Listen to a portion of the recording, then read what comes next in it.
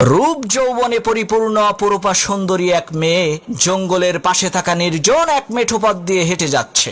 এমন সময় হঠাৎ করে প্রচন্ড বেগে ঝড় শুরু হয়ে গেল। তখন সেই মেয়েটি দেখতে পেল দূরে একটা ঘর দেখা যায়। এই ঝড়ের কবল থেকে বাঁচার জন্য মেয়েটি ওই ঘরের দরজায় কড়া নেড়ে সাহায্য চাইল।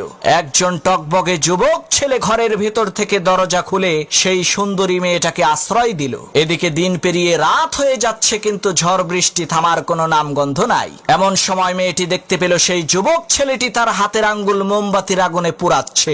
এই দৃশ্য দেখে মেয়েটি প্রচন্ড পরিমাণে আশ্চর্য হয়ে বলতে লাগলো, হায় হায় সর্বনাশ, এটা কি মানুষ নাকি অন্য কিছু?